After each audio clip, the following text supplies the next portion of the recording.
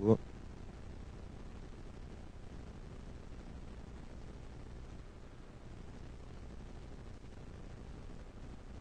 Então, vamos começar.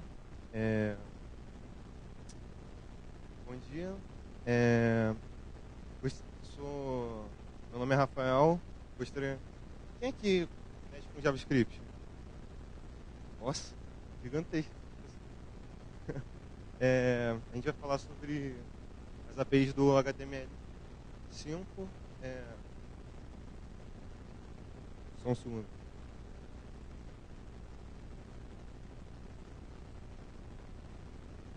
A gente vai falar sobre algumas APIs do HTML5.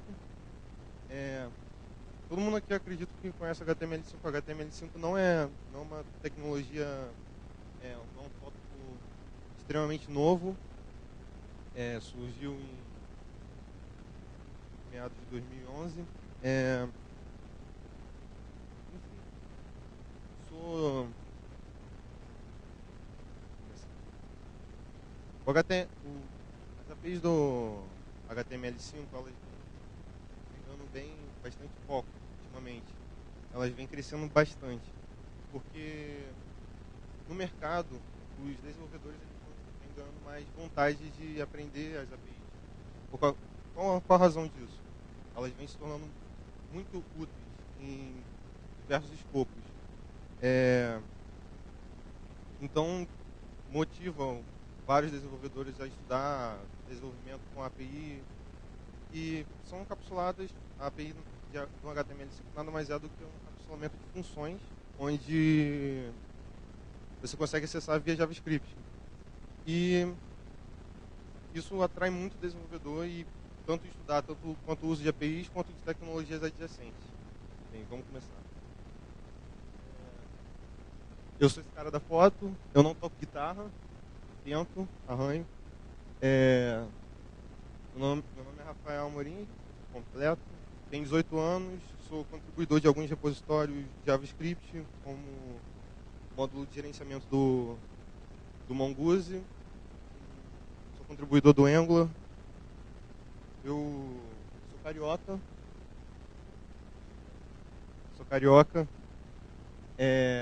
Carioca da Gema. Atualmente eu trabalho dentro do Videolog. Trabalho com uma equipe fantástica. E amo JavaScript. É a minha linguagem favorita em todas, e vai ter uma história um pouco conturbada. Mas antes de começar a palestra, eu queria fazer meio que um apelo. Só uma consideração que eu venho mostrando em alguns outros talks que eu venho tendo, falar sobre Write Code Every Single Day, que é não sei se vocês conhecem, o criador do jQuery, da biblioteca do jQuery, o John Raising. Há pouco tempo ele escreveu um post falando sobre como é importante você escrever uma linha de código por dia, e qual a importância disso para os desenvolvedores, tanto para crescimento pessoal quanto para crescimento técnico. E o John Raising, então, ele adotou esse desafio. Tem até o GitHub dele, que acho que é J.E. Raising. E ele fala sobre os desafios de você escrever uma linha de código. Só que ele propôs algumas regras para ele mesmo. Uma dessas regras foi que o código não podia ser refatoração, tinha que ser um código puro. E outra regra, se você tinha, por exemplo, todo mundo que conhece o Jekyll, do GitHub. Jekyll é uma ferramenta que permite ao desenvolvedor criar blogs estáticos. Ela é alimentada pelo Ruby. Por exemplo, se você escrever um post, você consegue gerar linhas de código. Então, o John Raising também fala sobre, se você for adotar esse desafio, não utilizar isso. Enfim, não utilizar isso como artifício, não fazer refatoração. E é extremamente importante isso. Ele falou falou sobre isso há um mês atrás e vem se repercutindo. Eu cheguei a dar uma entrevista sobre isso e fazer um apelo que, se vocês puderem adotar esse desafio, que é escrever uma linha de código pública por dia, e faz parte do desafio dele colocar uma linha de código, um commit no GitHub. Acho que agora a gente pode começar. Então, vamos falar de APIs do HTML5. O pessoal sabe o que é uma API? Então, a API é no contexto de web, ela serve como por exemplo, ela pode ser sinônimo de web service, que é você fazer outros protocolos para conseguir realizar uma função, conseguir algum retorno de dados. No contexto de software, você serve para comunicar-se com o sistema operacional e conseguir fazer alguma funcionalidade do sistema rodar. Uma API do HTML5, o próprio navegador permite você acessar os recursos do navegador.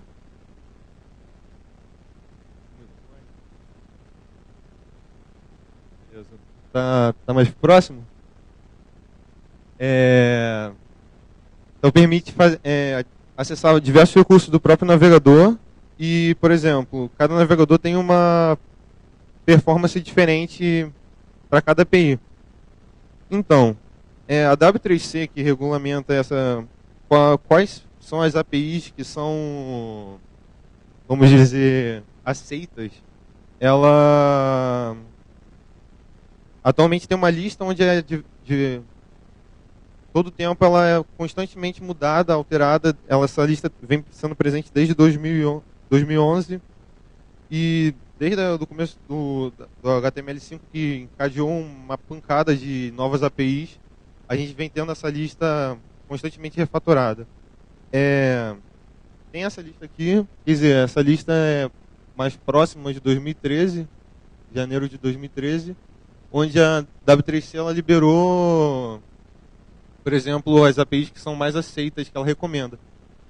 Importante destacar, não é porque ela recomenda que você não possa usar e que vai deixar de funcionar.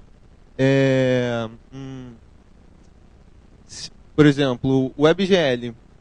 O WebGL serve para você usar para gráficos dentro da web. Ela não tem classificação dentro da W3C, mas é constantemente usada, tanto para jogos ou para trabalhar com gráficos ou anyways, N coisas, N funcionalidades. É bem ampla a API, é bem parecida com o Canvas.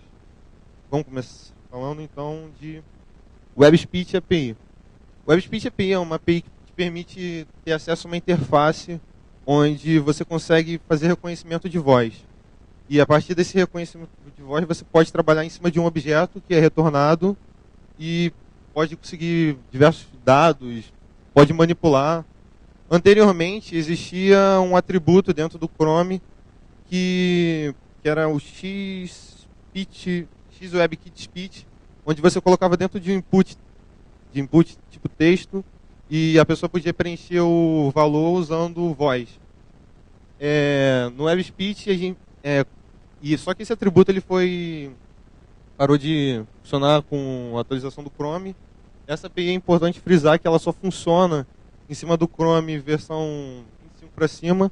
Então, só em cima do Chrome, aliás. Em cima do Chrome e de uma versão do iPhone.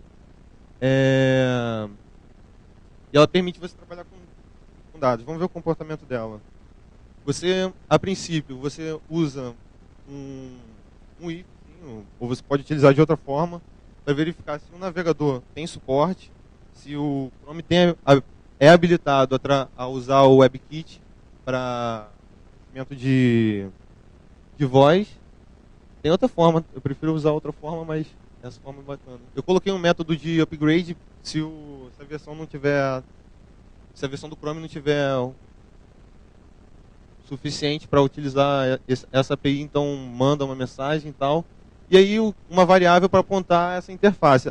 A partir dessa interface, a gente tem então como trabalhar em usa diversas propriedades desse objeto, desse objeto de interface, onde a gente tem acesso a eventos, acesso a, vamos dizer, acesso a diversas propriedades. Acho que as propriedades são autoexplicativas, tipo um start, quando iniciar, on end, quando finalizar, um erro, enfim. E ela é bem ampla, ela é bem complexa nisso. Para inicializar ela, a gente utiliza um evento, coloquei um nome da função de start build, usam. Tem como você definir a linguagem da API e inicializar ela usando o método start. O interessante disso é que se você não definir a linguagem, ela pode pegar o valor default da própria página. Então, é bem bacana, a API é bem bacana. Eu tenho um exemplo, não sei se, deixa eu ver se... que é eu fiz um projeto, não sei, bacana mostrar. Deixa eu ver se vai pintar. Sem net conectar. Mas seria legal vocês dessem uma olhada. Então, onde eu fiz um pequeno programa, tem até no GitHub, se vocês não gostarem do código, dá um for e dá um pull request. Eu acredito que o código está bem sujo a respeito disso. E esse projeto ele permite você falar em cima da própria interface e caçar a música. Tipo, você cantarola um pouco da música e ele encontra a música consumindo a própria API do YouTube. E dentro desse projeto, se você abrir pelo GitHub, você consegue ver essa API funcionando junto com o jQuery. Então, ela é bem interessante, ela é bem ampla. A WebSpeech, ela veio há pouco tempo. É uma pena que não funcione no Firefox, mas o Firefox há pouco tempo ele vem adotando, ele já se pronunciou a respeito disso para utilizar uma API de reconhecimento de voz também.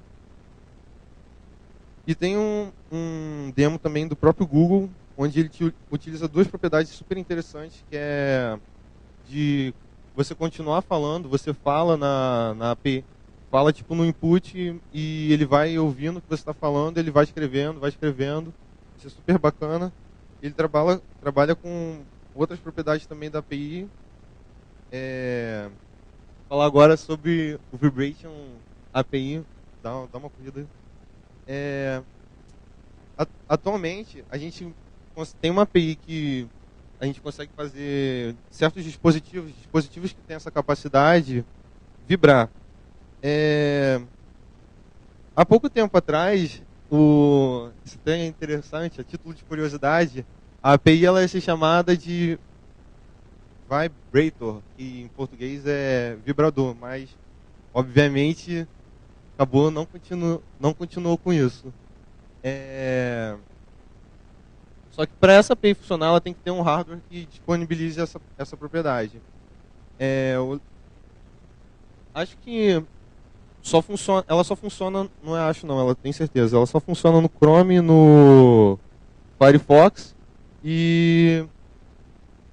só que o legal é que tem várias APIs mobile que vêm caminhando por causa disso, que é tipo, por causa do Firefox OS. O Firefox OS ele funciona a partir de padrões web, então como ele é desenvolvido junto com a partir de HTML, JavaScript, CSS, então ele tem que viver do padrão web.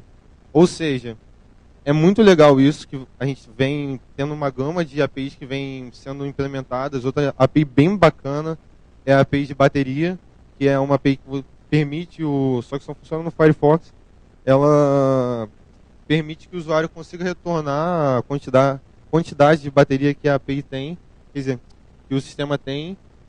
Tem o Orientation Device, que permite pegar, por exemplo, você está jogando aquele jogo de carro, pegar essas propriedades da movimentação do próprio device. Isso é super bacana. Vamos ver a funcionalidade. A gente tem para verificar, acho que é by default, verificar a API. A gente tem um Navigator Vibrate, que verifica se a API existe dentro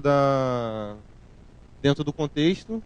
E se existir, a API é extremamente grande, só tem um método, que é o Navigator Vibrate, e a gente utiliza um time como parâmetro.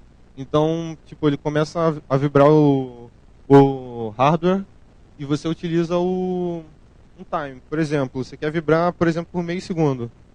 Então você coloca 500 milissegundos, ele fica vibrando por meio segundo e termina.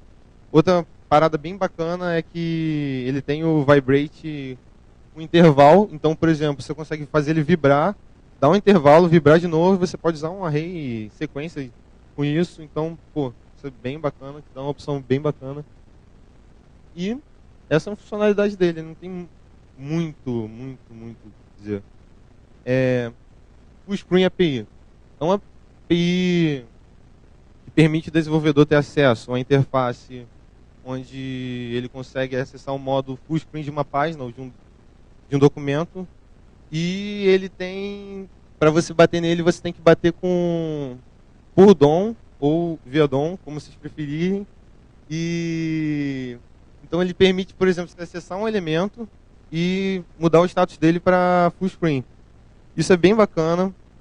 Para você usar ele, você precisa só dar um request full screen.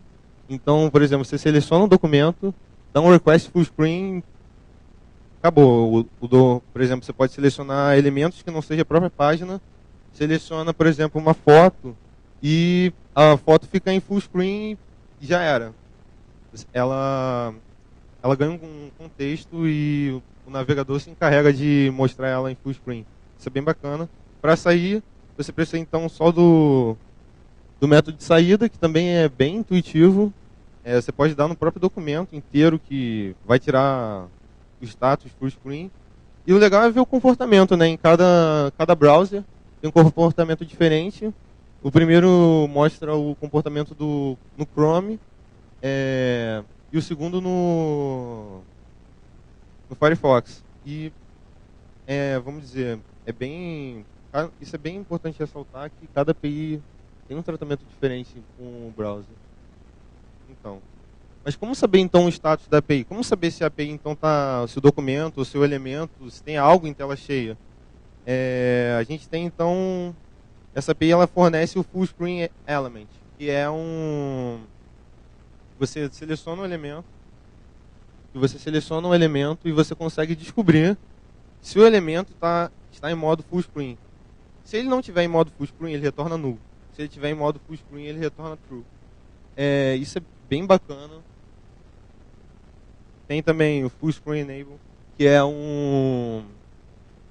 que permite pegar, por exemplo, se o documento, se ele tem a habilidade de ficar em modo full screen. Isso é sensacional. Isso é bem bacana antes de você inicializar o próprio método, você não precisa fazer aquela validação. Eventos. A gente tem o caso de alguns eventos da própria API. Um evento bem bacana que é o Full Screen Change. Ele é acionado sempre que você chama a API e tira, por exemplo, você quer botar alguma coisa em modo tela cheia e quer tirar em modo tela cheia, ele é sempre chamado. Para você escutar ele, obviamente, você seleciona o documento, bota para ele ficar ouvindo body, e quando tiver, bota um add event listen, e quando tiver alguma mudança ele vai retornar o full screen change. Só que eu tenho uma consideração que cheguei até a falar em uma outra palestra.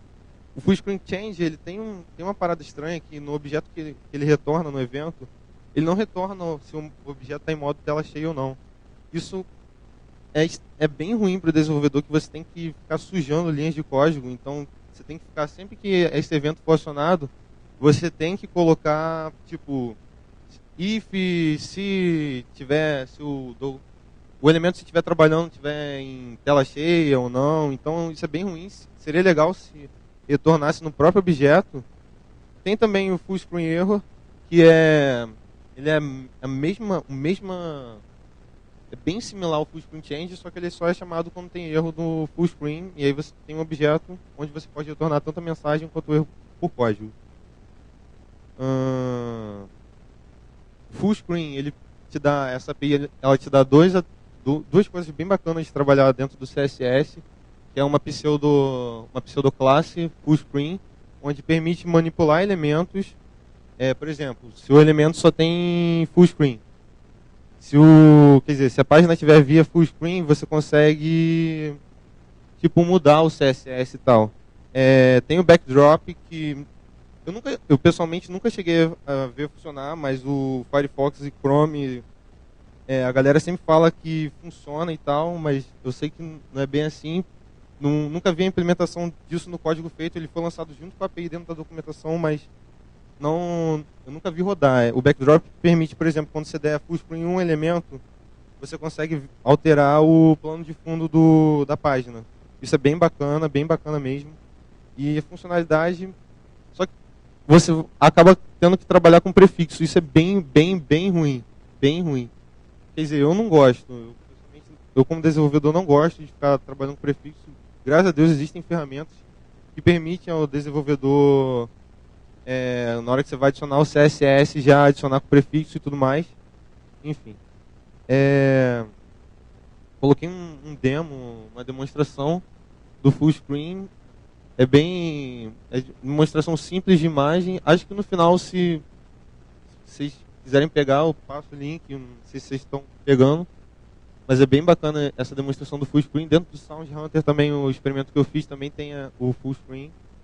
E é bem bacana mesmo. Suporte. Então, com o passar do tempo, o full screen ele funcionava apenas com o request full screen, beleza. Só que, por exemplo, na primeira ali, request full screen. Na primeira mudança que o Firefox teve, ele adicionou um prefixo dentro do request full screen, que é utilizar o MOS. E outra coisa importante é ressaltar, o full screen só funciona, esse método só funciona se o S estiver maiúsculo, diferente dos outros navegadores. No método de saída, depois houve outra reformulação, adicionou o prefixo. No método para pegar o status do elemento, se estiver em full screen ou não, também houve outra reformulação por parte da Mozilla para botar o prefixo. Tanto na outra propriedade também houve outra reformulação para adicionar o prefixo. E no final das contas, a gente teve, dentro da pseudoclasse, a gente teve uma mudança que foi adicionar, quando você estiver trabalhando com full screen, botou um hífen no meio. Então, tivemos diversas reformulações. O estado da API mudou muito do que era inicialmente. Aí tem o caso do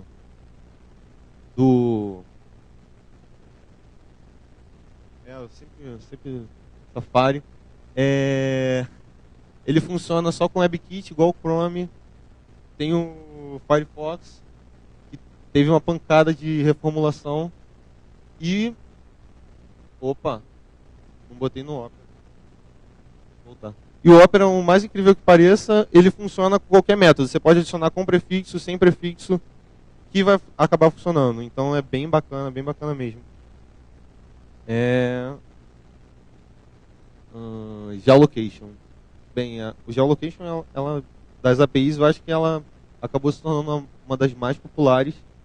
E então, por causa da sua utilidade, né?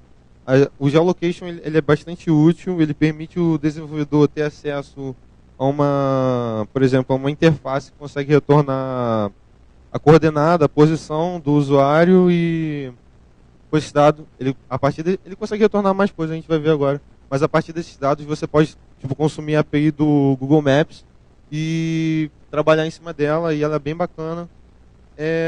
O Geolocation, ele para ele fazer a validação se existe dentro do documento, existe o navigator.geolocation, que ele verifica se existe.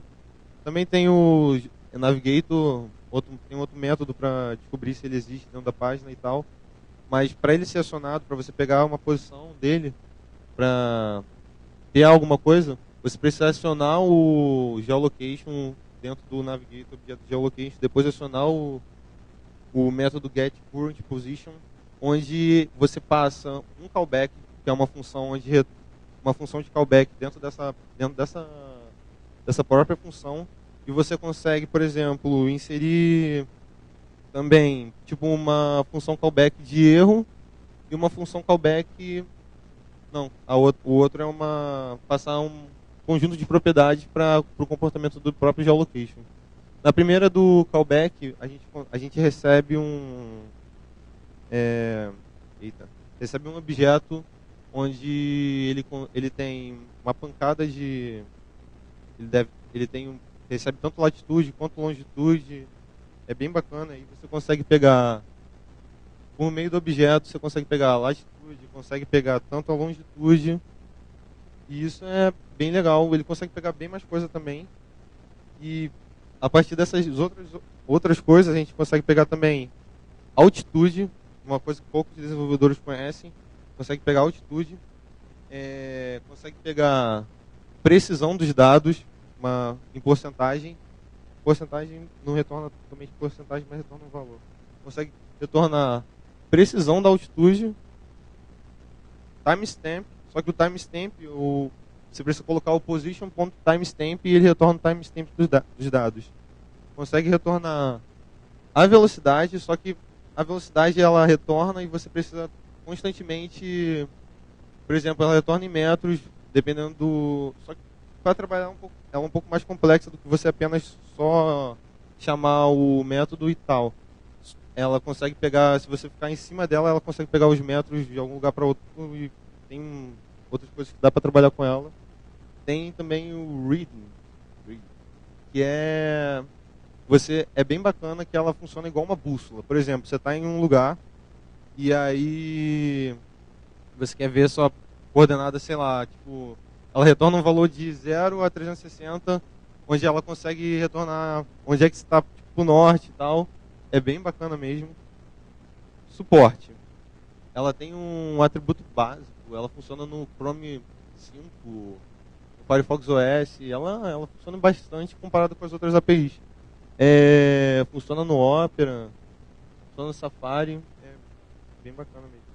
Tem um exemplo que é o HTML dentro do próprio... Na verdade tem uma pancada de exemplos, né? Mas esse aqui é bem bacana e é bem simples. Existem outras APIs também que eu não cheguei a falar, mas vou dar uma pincelada. Existe o drag and drop, por exemplo, você consegue... Antes existia por meio de JavaScript, mas você consegue, por exemplo, inserir... Tipo, você está mexendo numa pasta, sei lá, você arrasta o arquivo...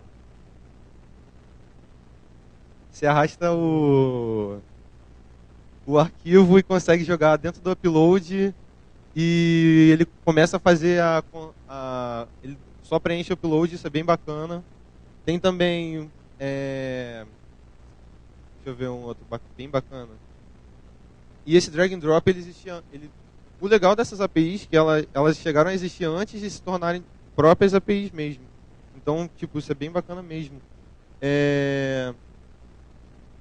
Desse do geolocation, eu tenho um repositório no Git, onde eu fiz um component, onde você consegue trabalhar usando toda a API do geolocation, toda a API do Google Maps, usando tags HTML. Isso é bastante legal.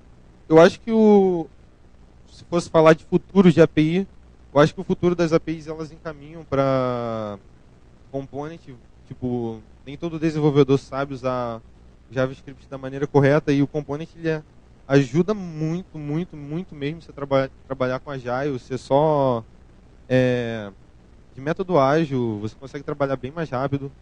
Eu pessoalmente prefiro trabalhar escrevendo meu código e tal, mas é bem, bem simples. Você só insere o HTML, é bem bacana. Tem um exemplo, mas não chega para ensinar não. É bem bacana, você consegue inserir tipo uma tag HTML e consegue chamar toda a API simplesmente. E acho que isso tudo, bem simples, dá 20 minutos de pergunta. Esse é meu GitHub, tem os exemplos, tudo que eu falei tem no Git. E se tiver alguma pergunta, seria da hora, pra caraca. Alguém? Então é isso aí. Opa.